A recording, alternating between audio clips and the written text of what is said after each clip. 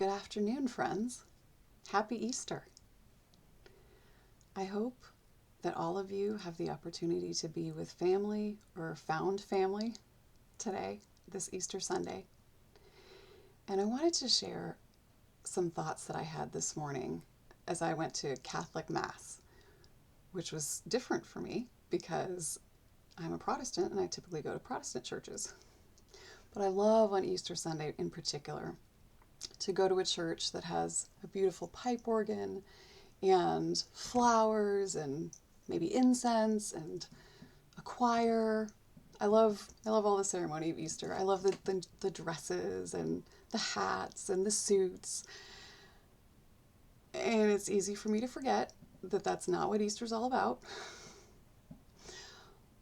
But you guys, it was fascinating going to this Easter Mass this morning because, first of all, the priest was delivering the homily, and it really made me think, which I was so grateful for.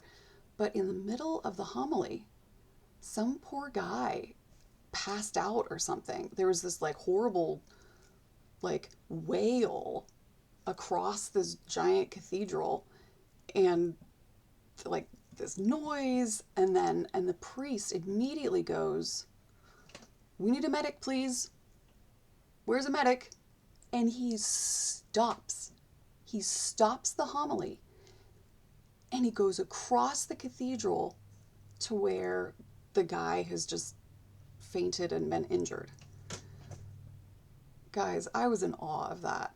I have been a teacher for a lot of years, and if somebody fainted in the middle of one of my classes or the middle of one of my Sunday schools or my youth group sessions, I would think the show must go on. I need to continue on and pretend nothing has happened and not let it throw me or distract me so that my message can be heard to help these people I am messaging to. And I love it that the priest stopped. The person who was just injured was way more important than his homily, way more important than him, and even more important than what he was trying to present.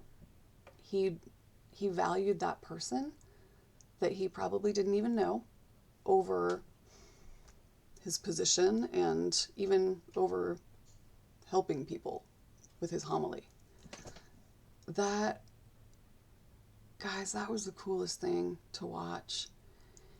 And then something even cooler happened.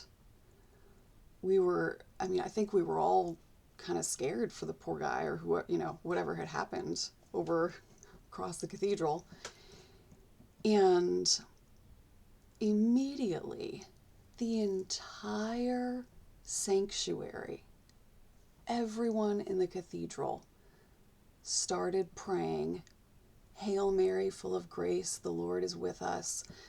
Now, as a Protestant, I don't know that prayer.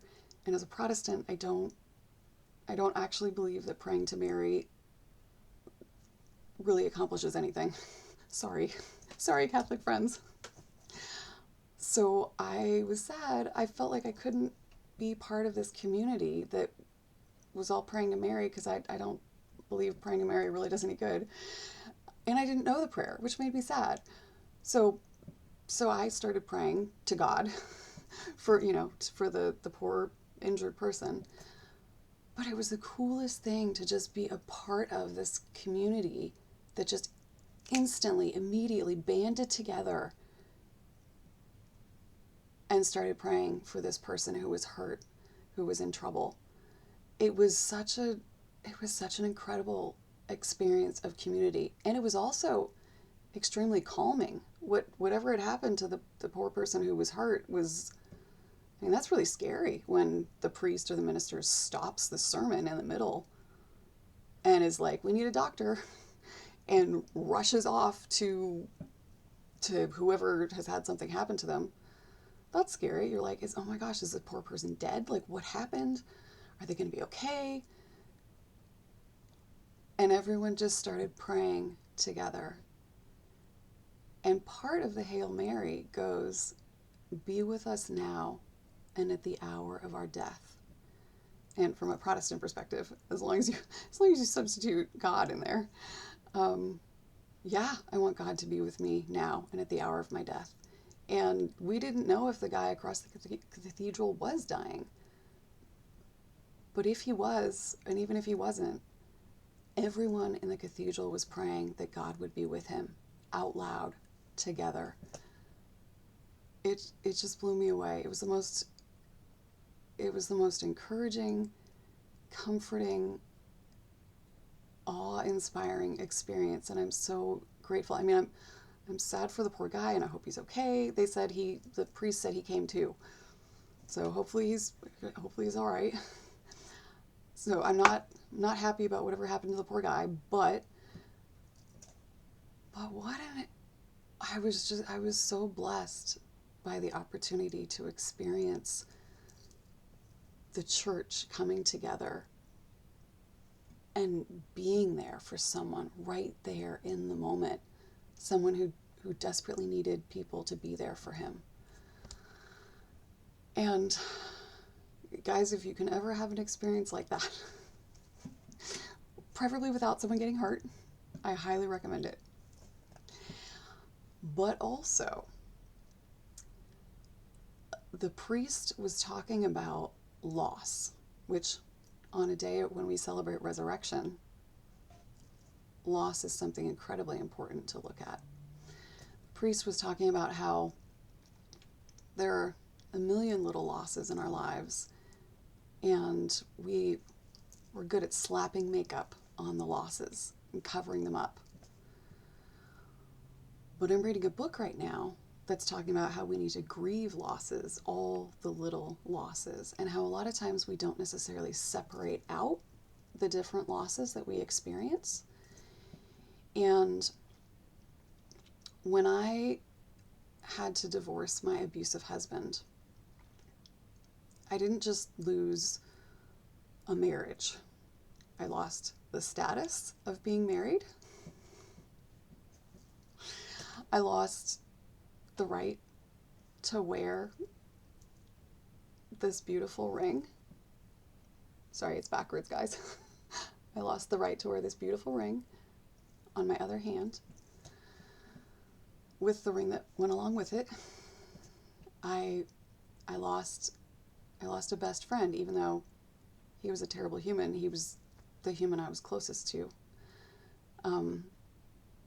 And he understood me pretty well, even though he knew me pretty well when he listened and when he was able to see me from an accurate perspective, including reality, which wasn't often because he lived in his own reality. But I lost an amazing cook, a chef. I lost somebody to help pay for gas and groceries, somebody to go grocery shopping for me. I lost not just my present, but my future with him. I lost somebody to go to plays with. I lost somebody to fix things, somebody to build things. I lost somebody to sleep with. That was so freaking hard. That was probably the hardest part. You lose so much.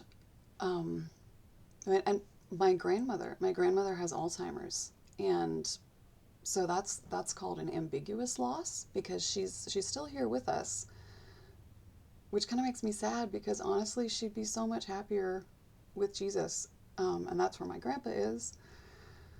So why she has to stay here on earth trapped in a brain that doesn't work anymore leaves me having conversations with God like, why? Seriously? Why? What are you thinking? And thankfully God is happy for me to ask him those questions.